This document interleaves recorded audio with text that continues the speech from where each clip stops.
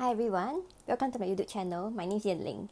In today's video, I'm going to share with you how can you spot a good entry price when it comes to investing in property in Singapore. And towards the end of the video, I'm going to show you my thoughts on one of the new projects, Piccadilly Grand. So let's get started.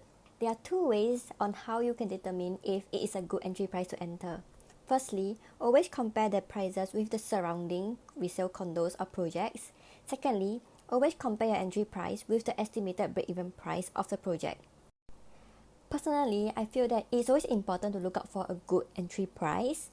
Please try not to purchase a property that is priced so much higher than market rate with the anticipation that their future transactions is able to support it. So let's take a look at these two examples, the Cape and the Aristo. Both projects are located at Amber Road and they are just built side by side to each other. So if you take a look at the performance of these two condos, right, back in 2001 and 2012, when these two condos were first launched, the Cape were priced at around 2009 to 2001 PSF, whereas the Aristo were priced at around 2002 to 2005 PSF. If you were to do a comparison between these two projects and some of the prices of the resale condo nearby, you realize that the entry price for the Cape, which is in blue, was priced so much higher than the rest of the property prices in the resale market nearby. On the other hand, the Aristo, which is indicated in green, where the project was so new back then, the entry prices were somewhat similar to the property prices in the resale market. Hence, this is one of the reasons that up till now, the owners at the Cape was unable to make a profitable transaction when they sold it in today's market, because the property prices was priced so high back then. So this is one of the ways that you can determine if the entry price is a fair value for you to enter before you buy a property. Secondly, you can also compare the entry price with the break-even price. Let's take a look at Skyview. So this condo is located at Bishan, and at the beginning of the launch, the developer was selling it at a discounted rate. The PSF is almost the same or even lower than the break-even price, which is why most owners were able to maximize their capital gain. Check it out! Here's another example, Cambridge Hill Residences. If you take a closer look, right, the break-even price is around 1669 PSF. However, at the start of the launch, the developer was selling it less than the break-even price. And eventually, the developer has to make a profit, right?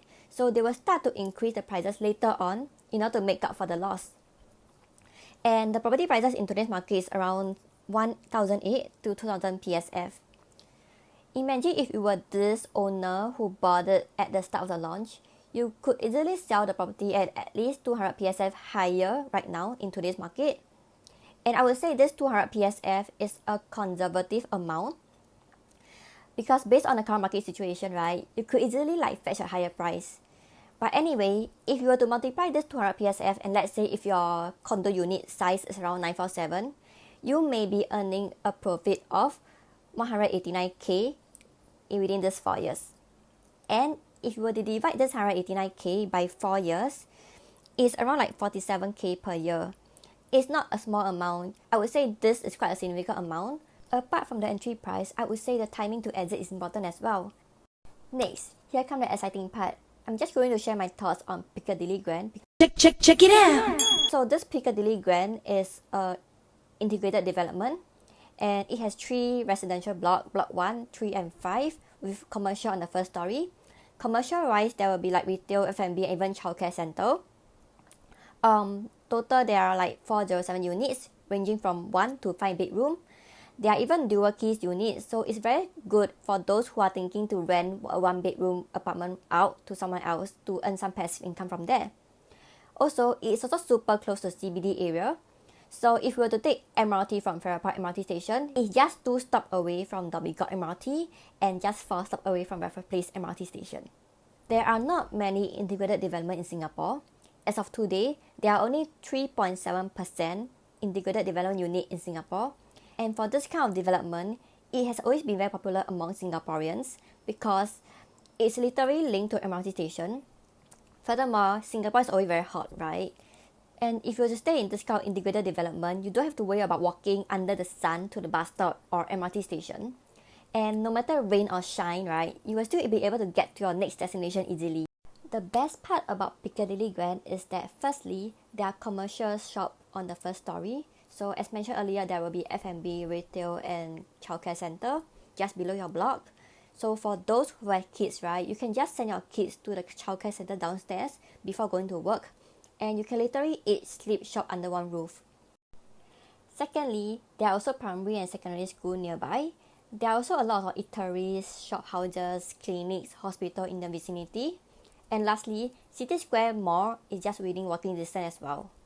Next, Farrer Park MRT station is just 2 stops away from Dhoby Ghaut interchange, hence you can travel to work easily or even like to town easily as well. For investors who are looking to rent out their property, you may also be able to rent it out at a very good price due to the location and also the wide range of amenities nearby. Let's look at some rental data to support what I just said. Here is a rental comparison between an integrated development and a normal development. As you can see from the screen, North Park Residences, which is an integrated development, has a higher rental volume and they are able to rent it out at a higher price as compared to the rest of the non-integrated development. Here's also another example. You can see that Watertown, which is an integrated development, has a higher average rental price as compared to the non-integrated development. If you would like to take a look at the rental yield and District 8, which is where Piccadilly Grand is located, I also put out some data for you as well. Let's take a look at City Square Residences. It is the next biggest development nearby. So even though it's a little bit older, but in terms of rental, they are still able to fetch a good rental price. So imagine if you were able to rent out at this kind of prices, you could easily use this money to pay off your interest, and at the end of the day, right, the property will still be yours. Which is why it's always good to be a landlord, because kind of like the tenants are the ones paying the interest for you. Moving on, some people may ask, should I buy a resale or new launch? And some buyers may go to like Property Guru and they may find out that resale condo tends to be slightly cheaper. So should I buy a resale or new launch? Well, if you were to choose resale, you may still be able to make some profit when you sell it later on in future. However, I find that the profit may not be as promising as new launch. So why is that so? Let's take a look at some data. So if you look at City Square Residences, which is near Piccadilly Grand, as you can see from the graph, you can see that the property prices appreciate faster in the first few years after the owners make the first purchase from the developer. At the start of the launch, the average price was at 577 PSF, and now the average price is sitting at 2000 PSF. And let's see how much this owner who bought the property from the developer in 2005 is earning right now. It's literally like winning a lottery ticket. So to ask ourselves, is it really easy to save $1 million in 13 years? No, right? If your property is able to like make use this kind of money, isn't it worthwhile to do some investment in the property as well? Next, let's take a look at City Light, which is located at District 8 as well. This is also another example of how property prices appreciate in the first few years.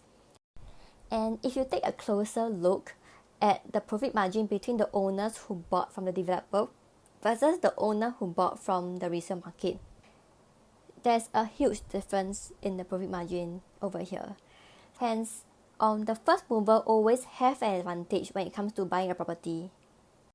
After looking at this data, if you have a chance to buy a property in Singapore, would you go for resale or new launch? So what will be the estimated PSF for Piccadilly Grand? The developer has not released the price yet, but if we were to take a 20% profit margin, the price should be around 2002 PSF. And as the land cost is getting more and more expensive, I personally feel that 2002 PSF is quite a fair value if you were to compare with some of the future projects such as Lentor Central, which is located in Choa Chu Kang. So if you see Lentor Central, right, the break-even price is around 1009 PSF, and if you were to take a 20% profit margin, they could be selling it around 2003 PSF. Hence, do ask yourself this question: would you rather buy a property which is so near town at 2002 PSF, or a property that is further away from town at Choa Chu Kang area at 2003 PSF? So is 2002 PSF really a safe entry price for investment, let's take a look at some of the average prices of the integrated development in Singapore. If you take a look at Woodleigh Residences, the average price is already sitting at around 2,000 PSF, with the maximum price at 2,004 PSF. Hence, if Piccadilly Grand were to price themselves at 2,002 PSF, I feel that it will be quite a safe investment as it's newer and closer to town as compared to Woodleigh Residences. Next, these are some of the current new launches transactions in the RCR region. So Piccadilly Grand is classified under RCR, which is Rest of Central Region. As you can see, right, most of the average PSF in the RCR region is already hitting at 2.2k to 2.9k PSF. Hence, I feel that it's really safe to buy a property at the price where people have already paid for. And this diagram shows the breakdown of the property prices based on each PSF. But anyway, I would say for those of you who are still thinking whether you want to buy a property right now or not, try to take some action and stop procrastinating. Because if you take a look at this data, right, the average price of buying a 1,002 square feet unit in 2015 was at 1.4 million. And in today's market, the average price for a 1,002 square feet unit is at 2.2 million. So there's actually a 800k difference within this 6 years.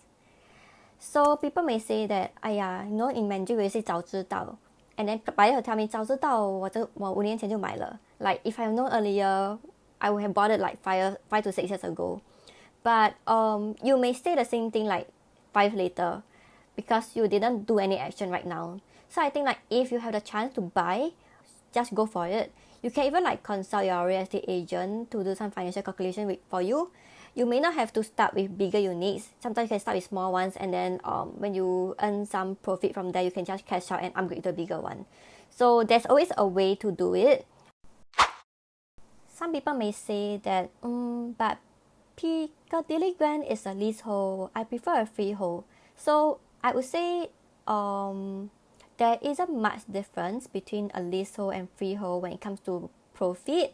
Well, if you are planning to hold a property for very long and want to leave your property for your next generation, I would say freehold may be a better choice. However, if you are thinking of investment and thinking of selling it in the next, let's say 5 to 15 years, then I would say there might not be much difference, and the ROI of getting a leasehold property may be better. So let's take a look at Martin Modern, which is a leasehold property. It's surrounded by all the freeholds, and as compared to other freeholds properties nearby, you can see that Martin Modern, the price movement is trending upward. And if you take a look at this data, you can see how much this owners earns after selling their property after holding it for like 4 to 5 years. Isn't it impressive? Wow. Instead of working so hard for your boss in the company, this owner can literally sit at home and wait to cash out this profit. And here's another comparison between leasehold and freehold. So the Shaw, which is located at Amber Road, is surrounded by all the freehold property over there. But the appreciation rate is kind of on par with the rest of the freehold properties nearby. So in conclusion, whether leasehold or freehold or not, it doesn't really make a difference. But of course, like not all cases are the same. You just have to do your own due diligence and do your own research to see which are the better leasehold, which are the better freehold properties. In conclusion, should you buy Piccadilly Grand? I personally feel that if the PSF is sitting at around 2002 PSF, I think that it's definitely a good buy, given that it is an integrated development. It's super rare in Singapore, and it's located near town and CBD area. And for investors, if you are looking to rent out, you will most likely be able to rent out at a very good price, as there are many like amenities nearby. And also, as the borders open, right, there will be more expats coming into Singapore looking for a job, and they eventually need a place to stay. So they will start to rent a place, and usually they will start to rent somewhere near CBD area or even town, because that's where they work.